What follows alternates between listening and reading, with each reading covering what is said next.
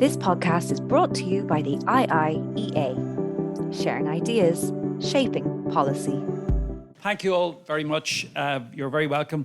My name is Alex White. I'm Director General here at the Institute, and I'd like to welcome you all this afternoon. Whatever you're expecting or were expecting, I'm not sure if it included walking onto a movie set, but you've had that pleasure, and we're surrounded by that outside, but I don't think it'll affect our deliberations.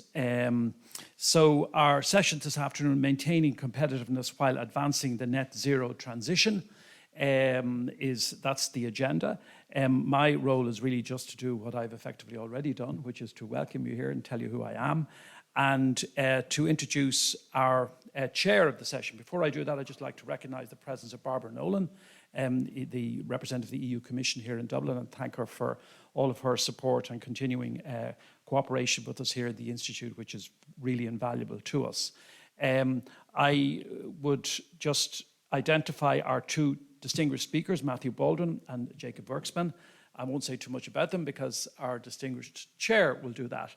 And our chair is Professor Lisa Ryan, Professor in Energy Economics at UCD, well known to us here at the Institute, as a member of our Climate and Energy Group, and a great supporter and participant in many of our activities. So I'm really looking forward to this session. It's my pleasure to hand the floor to Lisa Ryan. Thank you very much.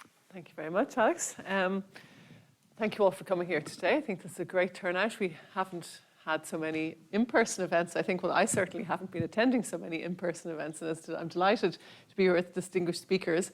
And I think it speaks for the speakers that so many have come today. So we are delighted that Matthew Baldwin and Jacob Werksman are going to speak to us today. So Matthew is the Deputy Director General at DG ENER, which is the European Commission's Energy Department, for those not familiar. And then Jacob is the Principal Advisor to the DG for Climate Action. So both of these are here in town as part of the European Commission's roadshow and are going to speak to us about European energy policy, but also really in the low carbon transition in the context of competitiveness.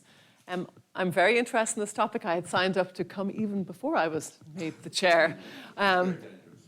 Because I do think it's an important topic. I teach this topic to students, and I'm constantly showing them the three pillars. And I think it's something that, if we want to have a future low carbon in Europe, then we need to be able to convince our citizens and businesses that this is going to be not at the expense of competitiveness, but actually that's going to make us more competitive in the future. So I think this is a key topic for us to hear what your thoughts on it and what the European Commission is thinking about going forward with it. So I suppose the structure here is that each of you will speak for 10 minutes, and then we will open for a Q&A. And I should say that this is recorded now, so we're all here in person. It's not a hybrid live streaming event, but the opening remarks are recorded, and then we're going to have Q&A, which will not be recorded, and that will be Chatham House rules. So I look forward to wild and interesting discussions since you're not going to be recorded at that. Okay, so very, very, very boring, and then very, very, very well, feel free. So let's begin, and I'm going to formally introduce Matthew first, who's going to be our first speaker. So Matthew Baldwin was appointed as Deputy Director, as I said before, in DG ENER since 2022, where he is responsible for the Energy Platform Task Force. He has served in the European Commission for over 20 years, where he was previously Deputy Director General in DG MOVE for 6 years, running the Commission's Horizon Europe mission for 100 climate neutral and smart cities by 2030, and also served... and how smart are we, I wonder? And also served as the EU Coordinator for Road Safety and Sustainable Urban Mobility. He was also Director for Aviation in DG MOVE and Director for Market Access in DG Trade. So maybe I'll invite you to speak now, and then I'll introduce Jacob when it's his turn. even though I'm being recorded now, therefore I had to be very, very boring, I think both Jake and I would very much like this to be in the spirit of a round table, even if we are not around a table, and a sort of free and frank exchange of views really from the outset. That's one of the sort of cliches here in terms of the name. The other is in terms of a roadshow, which conveys a sort of certain sweaty glamour as we go around Europe at breakneck speed explaining ourselves, but this is, to be slightly more prosaic, this is one of a series of visits, or not just Jake and I, but all the senior management across our two departments will be making.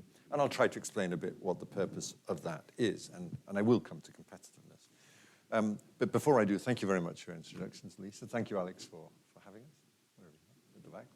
And thank you, Barbara, for being such a great representative for us and looking after us so well today. I mean, where this all stems from, to pull back, and we have got some very specific things, is the transitional nature of the moment. Of course, green transition, energy transition, but political transition this year. And it's a very important moment to take the climate, another misuse of the word, about where Europe's going, where different member states are going, and the difficult and important choices we face on the climate and energy policies. Jake's from the climate department, I'm from the energy department. We talk a lot, we work together, but there are some interesting and important distinctions in terms of what we do. With the European Green Deal, where we are absolutely and at one united, we've set the path towards climate neutrality and a resilience by 2050. This means the right policy in place at the European level and at the national level.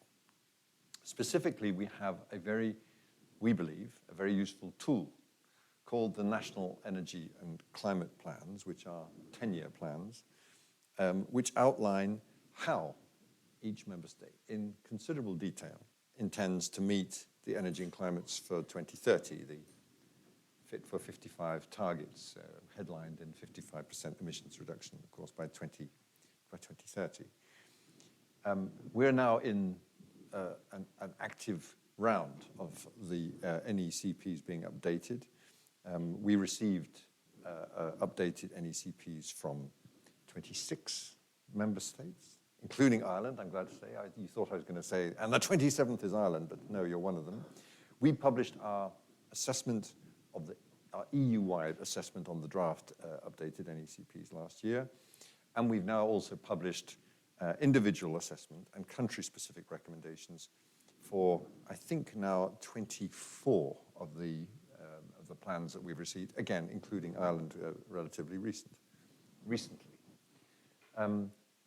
The good news is, I think, that member states are taking this exercise very seriously, and I think they too tend to share our view that it's a useful tool and a comparable peer-to-peer tool that they all have to measure progress and to compare plans.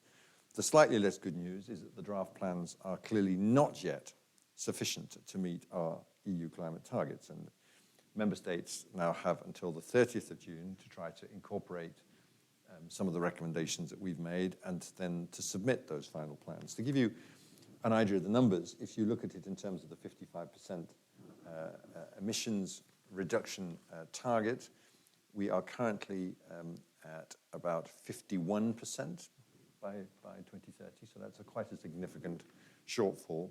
If you want to look at it in terms of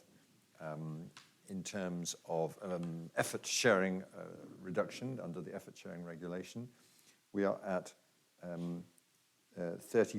I'm looking at Robin to check I've got these numbers right. 34% against an overall effort of 40.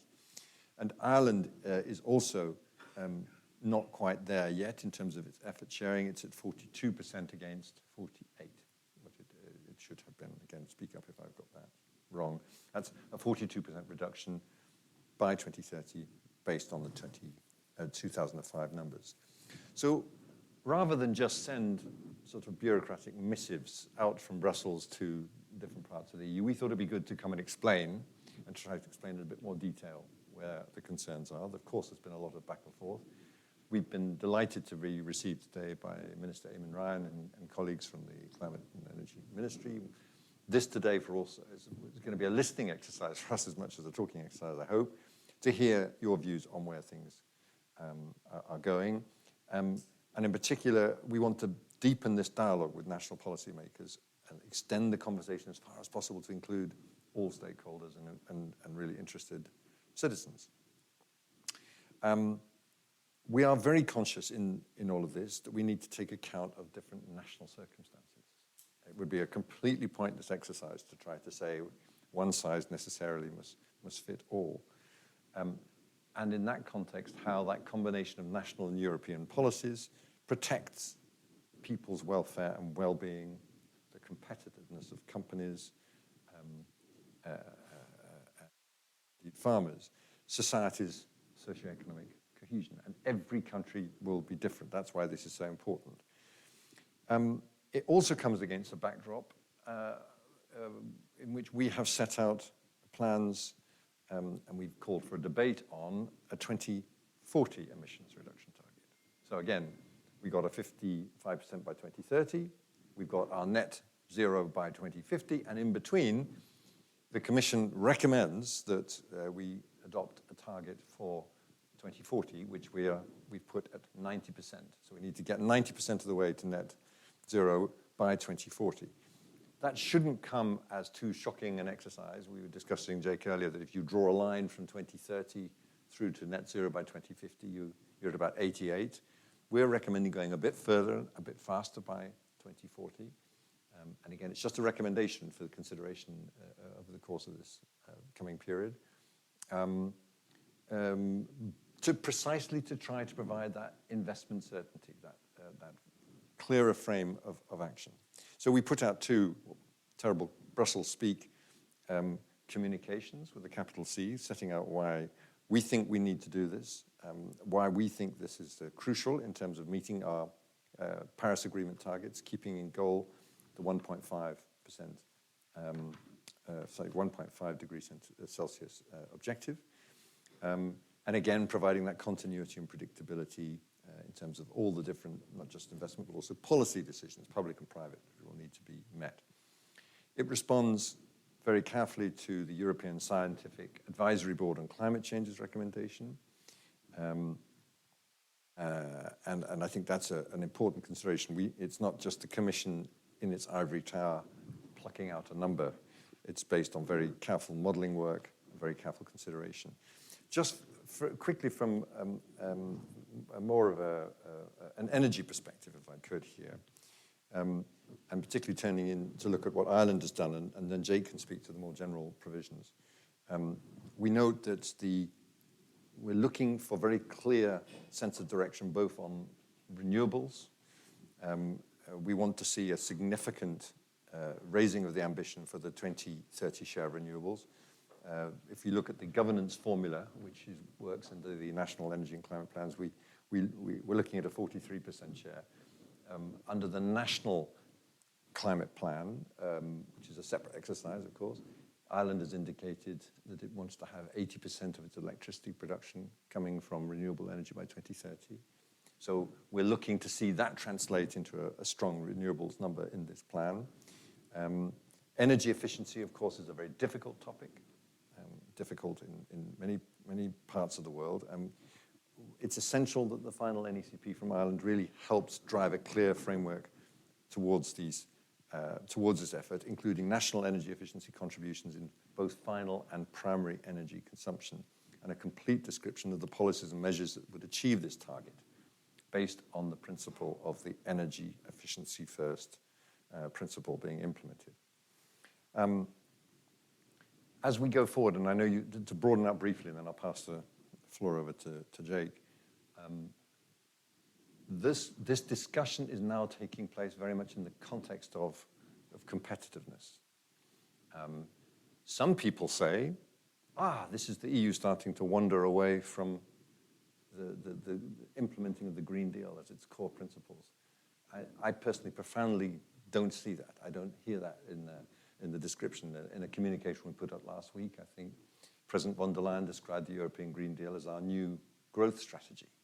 But we do need to keep growth and competitiveness in this equation and in this discussion, and that's why we're very happy to have this discussion framed in this way.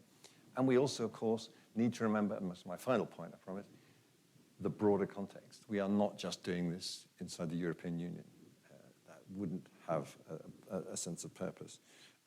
We are very excited at what happened in the last COP meeting, COP28, which gave us, I think, quite a powerful momentum overall globally towards the transition away from fossil fuels, phasing out fossil fuel subsidies, for example. I note that Ireland has particularly taken the commitment to phase out coal and peat-fired electricity generation. So this is a very positive sign and a positive contribution to what's going on at the international level. We want to see now concrete steps towards that transition away from fossil fuels, again, orderly and a just transition in the language of the COP. And we also believe that the tripling of energy of renewables and the doubling of energy efficiency commitments at the global level will help drive us positively down that line. So those are my opening remarks to kick off. That's the context in which we're talking about it. We're very keen to see Ireland continue to lead, as it does in many areas, including in what it's ready to put on the table in terms of its national energy and climate plan. Jake. Okay, thank you very much, Matthew. Allow me to introduce Jacob first before I hand it over to you finally. So Jacob Werksman is the Principal Advisor, as I said, to the Director General of Climate Action in the European Commission since 2012, and his work focuses on the international aspects of European climate policy. He is Head of Delegation for the European Union to the Paris Agreement and the UN Framework and Convention on Climate Change. Prior to joining the Commission, he provided legal and policy advice to developed and developing country governments, NGOs, and international institutions in the context of multilateral negotiations in climate change, biosafety, and trade. He is currently also a visiting professor at the Fletcher School of Law and Diplomacy and has lectured in international environmental and economic law at several universities. And I think I'll hand it over to you. Thank you, Chair. And thanks, Matthew, and thanks to the organizers and our hosts for inviting us to join us today. As Matthew says, we're here primarily to give a perspective from Brussels on the particular stage that we are in climate and energy policymaking, but also very much to hear from you on your views of both what Ireland is doing, what it can continue to do, and how it's reacting to EU policy developed within our context. It's hard for me, even coming to an individual member state, to fully remove my hat as a climate change negotiator.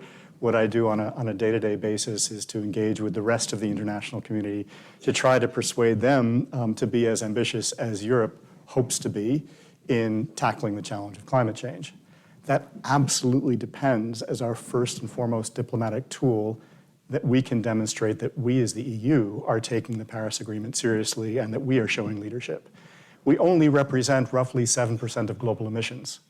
So our climate change policies, if they are about preventing dangerous climate change, as defined by Paris, avoiding a 1.5 degree global average temperature rise, only succeeds if we can persuade others to follow as well. This is a particular unique moment in time, as Matthew was pointing out, for Irish climate policy, for European climate policy, and for global climate policy. And that is because of something that we built into the Paris Agreement called the ambition cycle.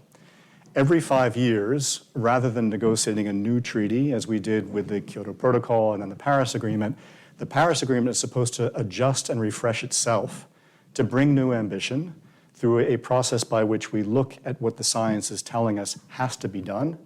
We look at what we've been able to achieve so far in terms of implementation, and then we set a new set of targets for ourselves to make sure that we as individual parties, but the globe as a whole, is moving towards net zero, and we have increasingly specific indications of what we need to get there. One is the transition away from fossil fuels, but that's essentially the idea of the Paris Agreement ambition cycle. We as the EU very consciously, and I think very conscientiously, designed that same ambition cycle into our European climate law. So as Matthew describes, we also now have to respond every 5 years to the science. This isn't global science from the IPCC, but it's further distilled through the EU Climate Scientific Advisory Board into EU-specific recommendations about what we can do in a cost-effective manner to get our emissions down. And then through these national energy and climate plans, we expect each of the member states also to say how they are responding. So we're at a moment where we're supposed to be demonstrating that we are implementing our existing targets. Those are the targets that take us out to 2030, the famous Fit for 55 package that the NECPs are intended to address. But it's also the moment in time where we begin to reflect on what happens next in the post-2030 period, where we can demonstrate that we're putting ourselves on a pathway to net zero. as is required by the European climate law, and as I understand is also required by the Irish climate law and policy framework as well. So we are compelled by the science to do this. If we don't, we're in deep trouble. We're bound by the law to do this, from the Paris Agreement to the European climate law to the Irish climate law. But I don't know if you've followed in the press that the European Court of Human Rights just ruled this week that, in fact, human rights law holds at least European countries to an obligation to protect their citizens' right to private life and to life by responding effectively to the challenge of climate change. So all of this set of legal principles and rules and guidance compels us as well. The economics, as Matthew was describing, invite us to move along this path as well. If what happened in Dubai is real, if governments respond to what it is they themselves agreed, that we are transitioning away from fossil fuels, the economic opportunities of investing in that transition become absolutely essential for any economy that wants to thrive and to prosper, as the EU does and as Ireland does, to grab on to this opportunity as well. So the real challenge now is aligning the politics, making sure that the politics maintain that momentum, and making sure that the policies generated by those politics are granular and specific enough to create that very important investment environment to take place and to ensure that transition continues to have momentum. And that's where the NECPs for Ireland and for the different member states begin to reveal, well, how many specific steps has each member state taken to convert the law, what the economics invite us to do, what the science requires us to do, into something that is more predictable, stable, and investable by a combination of public sector and private sector investments. And what we see from the many member states and NECPs is they're beginning to take the first steps in that direction. But our review has indicated for Ireland and for others that more could be done to create that more specific policy context in which those essential investments really need to take place. So as hopefully our conversation will get to in a moment, we're now in this period where the Irish NECP is being updated, and we'd like to hear from you, as we've heard from the Irish government, what the plans are to make that particular NECP a little bit more specific and directional. The EU, of course, is here to help with that transition. We have developed many tools to assist. One is the NEC process itself, where colleagues like mine from DG Klima, Robin is here, a desk officer for Ireland, who has studied not just the Irish NECP, but also the experiences of other member states. We can help with that kind of lesson learning so that member states can learn from each other's policies, particularly in those areas that aren't directly governed by European policy. Those emissions that are outside, for example, the EU ETS, how they've, for example, been able to tackle energy efficiency in buildings, road transportation, land use change, and forestry, which aren't as directly governed by EU policy as those sectors of the economy that are directly covered by the cap and trade system. So we can help through that, but we've also been very careful to try to develop as much as we can financial resources that can kick off investments as well. So our response to the COVID crisis, our response to the energy crisis caused by the Russian invasion of Ukraine, all provided opportunities for us to pool resources at the EU regional level and make them available to member states to help them with the recovery and with the cost of energy. But we made sure that those investments would have to be aligned with our climate and energy goals as well. And so there are now hundreds of millions of euros flowing to member states, including to Ireland, to allow them to invest in things like essentially some of the policies and investments that lie behind the NECP as it's emerging. We've also managed to, through the ETS, to collect resources at the regional level to invest in the cutting edge of what will be required to fully green our economy. The latest of these is the Innovation Fund, which we expect to be able to raise as much as 40 billion euros over the course of the period between now and 2030. And we've already begun to make those resources available to investors that come forward with credible projects where they believe that with some additional money, they can transform energy technologies, for example, into commercially viable projects. An example recently from Ireland was a significant investment in a wave and tidal energy project, if I'm getting this right, the Saoirse development wave energy offshore in County Clare.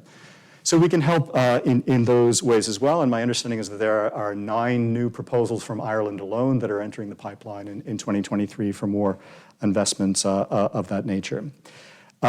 We're also very impressed by the framework that Ireland has put in place in terms of its climate law, but also the advice that it's getting from the Climate Change Advisory Council and its Committee on Adaptation as to how it can ensure that public funds are flowing into the policies that can make all of this happen. But these examples really won't take root. The specific examples of project investments from resources coming from the EU won't take root unless there is that domestic policy context that ensures investors that there will be continuity over time that will support the use of these energies and these technologies. Let me briefly touch upon the issue of agriculture, because we know that is a sensitive issue within Ireland, but also across the EU. Both Matthew and I have had the experience of having to walk back home through the streets of Brussels, smelling the burning tires and stepping in the manure that was spread by farmers. Some of them pushing back against what they see as over-regulation coming from Brussels. There is no doubt that this sector, the land use change and forestry sector, as we describe it in the EU, is one of the toughest to tackle. Not just because of the politics, but because some of the technologies aren't yet available to help us, for example, to directly manage methane emissions from livestock. And so it is what we call one of the hardest to abate sectors. There is no question that if we're going to get to net zero by 2050, we're going to have to find a mix of policies and incentives that make sure that we can get those emissions down while continuing to allow our agricultural sector, our farmers, to prosper. And we are looking at ways, and in some ways very innovative ways, of how we can do that. A recent proposal from the Commission has now established what we call a carbon removals certificate framework, which will incentivize farmers and foresters to put in place practices whereby they can demonstrate that those new practices are reducing emissions effectively by capturing carbon and storing it on a permanent basis. And that's just one of the ways in which we're trying to bring that sector into the fold of the sectors that are covered by emissions reductions, but in a way that made sure that they can maintain their livelihoods. So let me just wrap up by pointing again back to the Paris Agreement and to where I usually spend most of my time. Another part of the cycle that we are anticipating for this year and the coming years is what we call the Enhanced Transparency Framework. So for the very first time, all parties to the Paris Agreement, 190 countries, not just developed countries, but developing countries as well, including the EU and its member states, will have to report in their national inventories of greenhouse gases and the policies that they're putting in place in order to achieve their nationally determined contributions, the targets that they have pledged to the Paris Agreement. For us, it's our Fit for 55. And we will have to see in that data evidence that those policies are being put in place, they're beginning to be being implemented, and that the inventories of greenhouse gases are responding in a trajectory that's bringing us on a pathway to net zero. So the moment of accountability is going to be created at the Paris level as well as the European level, and I'm sure that Irish citizens will want to see as well that their governments are responding to this challenge. On the basis of that and the decisions that we took in Dubai, we will then have to, next year in Brazil, in Belém, come forward with our new targets. And that's the 2040 communication proposal that Matthew mentioned, where the Commission has recommended that in order for us to be true to what we've committed to under the European climate law and to respond to the science, that we would need to be on a pathway to net zero, and that pathway for 2040 would include from the Commission's point of view, a commitment to reduce emissions EU-wide by 90% from 1990 levels by 2040.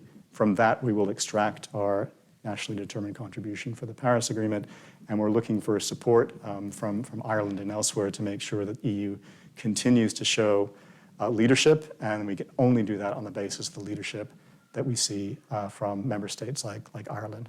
This podcast is brought to you by the IIEA, sharing ideas, shaping policy.